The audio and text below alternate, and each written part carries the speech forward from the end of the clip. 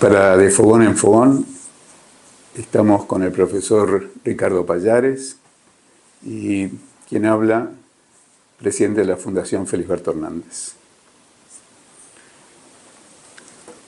Pallares, quisiera comenzar cronológicamente con su encuentro con Reina, para ubicarnos en el tiempo. Sí, fue un encuentro, digamos, tardío en el tiempo, pero muy situado también. Seguramente era el año 1964-65.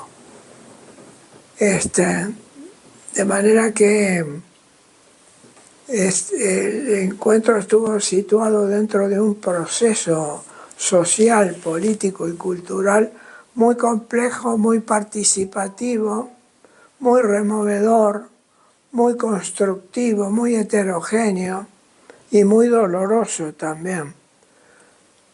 Pero el conocimiento con Reina Reyes me aportó el aprendizaje de cuáles podrían ser las fuentes de la alegría, las fuentes de un pensamiento crítico, lúcido, que ayudaban a ver la realidad, a interpretarla, pero también a sobrellevarla. Cuando usted habla de un momento duro, estamos hablando de la Revolución Cubana en el 59, alguna mención de Aguerrondo ya con deseos de dar golpe de Estado Sí, tempranamente, sí. Después la muerte de Arbelio Ramírez. La muerte de Arbelio. En el 61.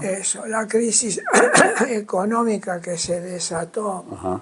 En forma repentina, en forma progresiva, pero muy profunda y muy dura, que generó amplios sectores de marginados y de excluidos.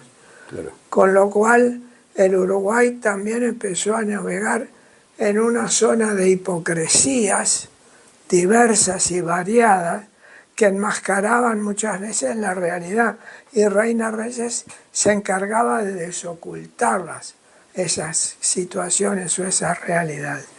De manera que también enseñaba a vivir, no solo a pensar, sino a vivir en contextos que, queriéndolos o no, eran de la pertenencia nuestra.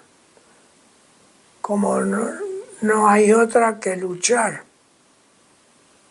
dijera Emiliana Larrot, una militante muy querida y muy entrada en años. Decía, mi hijo, usted no se queje.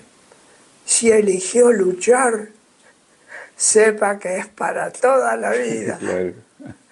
De manera que en ese rumbo de la reflexión de Emiliana Larrot estaba un poco también el impulso de Reina Reyes, ¿no?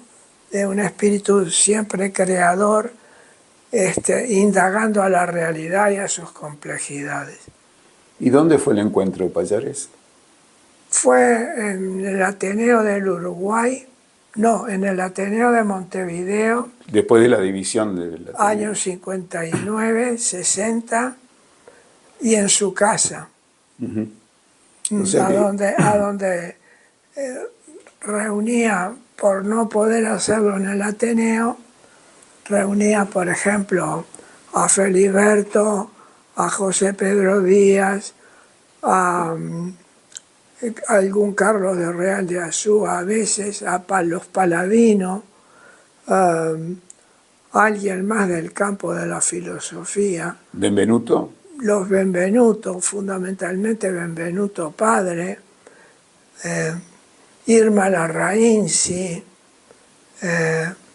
otras personalidades que se reunían en una tertulia a la que ellos mismos invitaban a los más jóvenes. ¿Y dónde estaba esa casa? En la calle Suárez, esquina Agraciada o la otra. Bueno, ahí en la... Sigalupio, allí. detrás del monumento a Joaquín Suárez. Joaquín Suárez, exacto. Entonces, si usted la conoció en esa época, fue posterior al casamiento con Felisberto, que fue en el 55. Sí. Sí. ¿Y los vio juntos alguna vez? Sí. Varias veces. Para empezar, en su casa.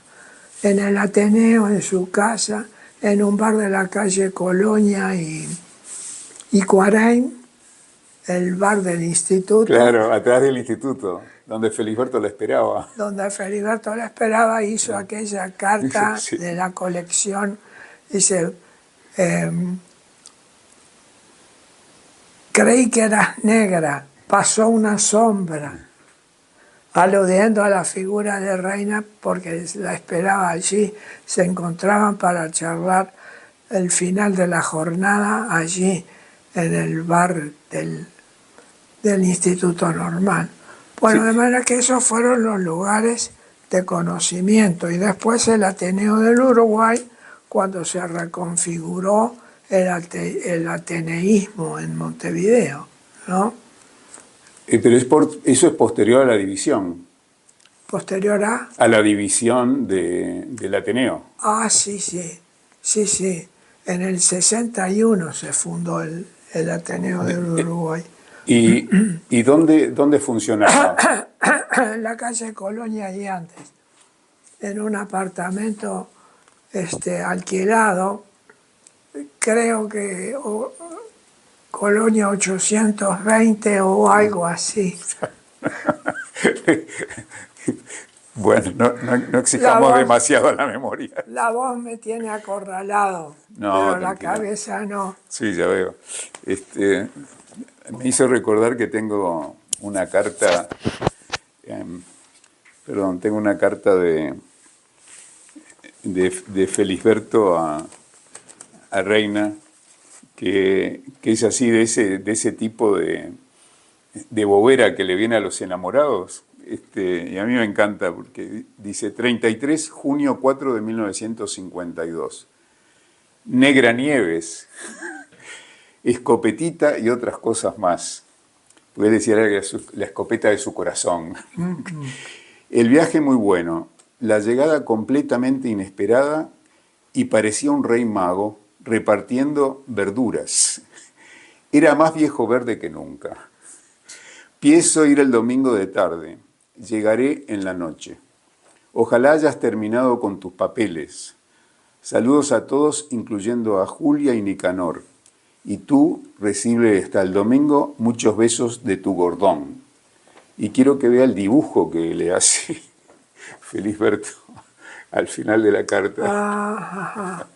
Un microdibujo. Sí, un gato con su cola levantada. Sí, muy procaz. Sí. Pero bueno, esas cartas eran... Sí, él estaba acompañado de un sentido del humor permanente. Tal cual. Capaz de desarticular muchas situaciones. Y esto fue previo al casamiento. Claro. O sea que fue un noviazgo relativamente largo. Relativamente largo y muy intenso. Muy conmovedor para ambos. Muy movilizador para ambos. A ambos los condujo a elogiar la creatividad del otro, la imaginación en libertad, la belleza de la que eran capaces. Felisberto insistía mucho en estudiar a los pedagogos alemanes, porque él incursionaba. Se hablaba de la teoría de la lechuga y él investigaba y se metía a leer sobre la teoría de la lechuga. Entonces, él consideraba que los teóricos alemanes de la educación eran acreedores a una atención muy especial, porque se nutrían del pensamiento filosófico universal y de la época, no obstante los agujeros negros del Oriente y el Lejano Oriente. De manera que era esa inquietud fervorosa la que se valoraban recíprocamente. Y seguramente la relación coadyuvaba en la creación de cada uno, de cada cual. Sí, porque Reina leía algunos de sus párrafos o algunas de sus reflexiones de los libros clásicos del derecho a educar, el derecho a la educación o para qué futuro educamos, y Feliberto intervenía con una propiedad absoluta, la que correspondía a su calidad y condición de intelectual, orgánico y sistemático al mismo tiempo, de manera que su voz no pedía autorización, su voz opinaba, producía pensamiento, elaboraba y brindaba otro espacio, ahora nuevo y más complejo, al interlocutor o al oyente. De manera que muchas de las tertulias que yo referí hoy al comienzo, las acaparaba Felisberto sin proponérselo. Era el centro de la atención. Y esas tertulias versaban sobre pedagogía, psicología, filosofía. Los temas me imagino que eran muy variados. Pero muy variados. El mundo tal cual es. La riqueza. Y el mundo actual.